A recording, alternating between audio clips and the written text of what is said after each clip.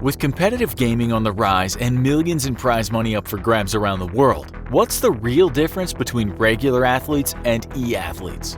Hello and welcome to another episode of the Infographics Show. Today we're taking a look at training, competitions, and the lifestyle of e-athletes and regular athletes to see just how similar or not the two are. Training is a major part of any competitive endeavor. While you can be blessed with natural talent, that talent must be honed to perfection and your body and mind prepared for maximum efficiency. Regular athletes are no strangers to tough and intense training regimens. NFL players typically spend 45 minutes to an hour with weightlifting, another hour in aerobic exercise, and then 3.5 to 4 hours of actual practice on the field during the off-season.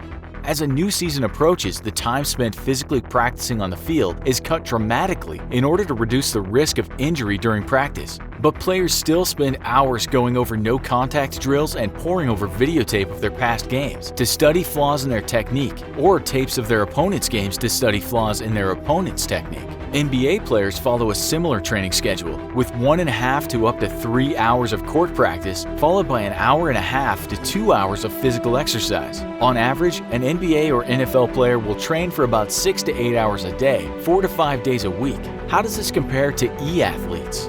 Robert Morris University, Illinois was the first university to create a varsity eSports team in America. Currently, they field teams that play League of Legends, Hearthstone, Counter-Strike Global Offensive, Heroes of the Storm, and Smash Brothers in national and international tournaments around the world. Their players follow a strict training regimen that includes 7 hours of playtime every single weekday from 2 to 9 p.m. Given the pressures of competitive gaming, players will often play for hours during their weekends as well, sometimes getting no breaks in their training for weeks at a time. For professional players out of school, the training can be even more intense.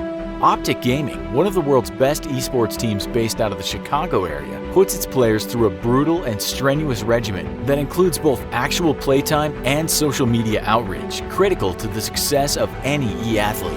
Players will often wake up at 10 a.m. and begin playing for enough hours to record 1 to 2 good matches to upload to their YouTube channels. After editing and uploading, players then engage their live stream and begin playing up to 12 hours a day in front of live audiences, putting even more pressure on what's supposed to be just practice. Not only do e-athletes dedicate more of their life to the sport, but their training and competitions are even more physically demanding than most professional athletes.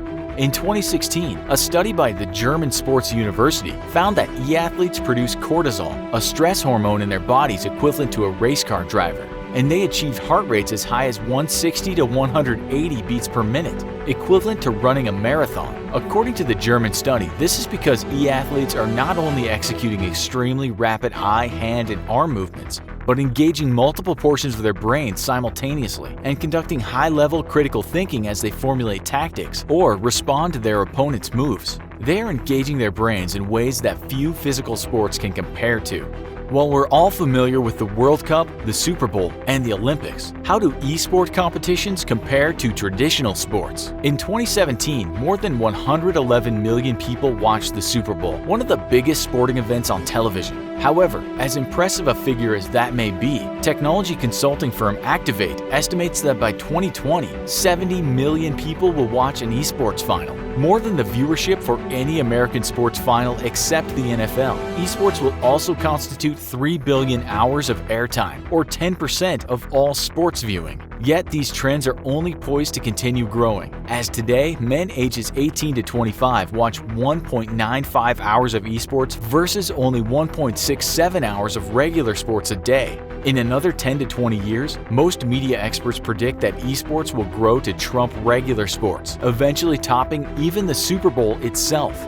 What about money and lifestyle? We're all used to seeing professional athletes flashing their hard-earned wealth and buying expensive and ridiculously impractical things with all that money. So how do esports athletes compare? While e-athletes are starting to receive major sponsorship attention, the financial gap between an e-athlete and a conventional athlete is still pretty wide. Currently, the NBA has an average salary of $6.2 million, highest of all American sports, with its top earner, LeBron James, earning $31 million for the 2016-2017 season. The NFL, by comparison, has one of the lowest average salaries of conventional sports, aside from soccer, with $2.1 million average salary, and Drew Brees earning $31.25 million in 2016.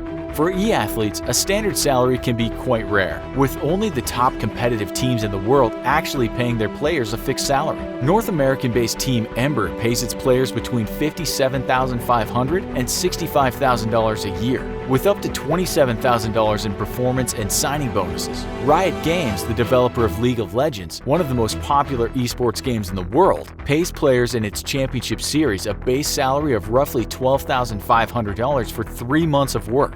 Instead of salary, though, most professional e-athletes have costs of living covered by their teams and earn money off of monetized YouTube channels and, rarely, sponsorship deals from vendors. The bulk of an e-athlete's income comes from cash prizes earned in competitions, with some of the top prizes fetching anywhere between $3 to $9 million in prize money. Unlike traditional athletes, however, e-athletes must split this money between each member of their team, typically lowering their own take to well under $1 million. In the end, it turns out that professional e-athletes can work harder and tax their bodies and mind more than nearly any conventional athlete, yet earn less. With a professional lifespan of 1 to 2 years, they can expect to last even less than an NFL player who typically lasts 3.1 years, all while paying a much higher price in time invested and physical mental toll taken on their body, and expecting to go home far poorer than any conventional athlete with few, if any, post-career sponsorship deals or career paths to take other than the occasional coaching gig. Yet, due to their transcultural nature, esports is set to become an even bigger phenomenon than any conventional sport, and arguably, it has already surpassed many other physical sports in popularity and viewership. With trends continuing as they are and esports growing in popularity, it may be time to redefine what and who we consider an athlete, and perhaps start treating them and paying them as such. Do you think e-athletes are real athletes? What's your favorite esport to watch? Let us know in the comments. Also, be sure to check out our other video, What Happens When You Get Knocked Out? Thanks for watching, and as always, please don't forget to like, share, and subscribe.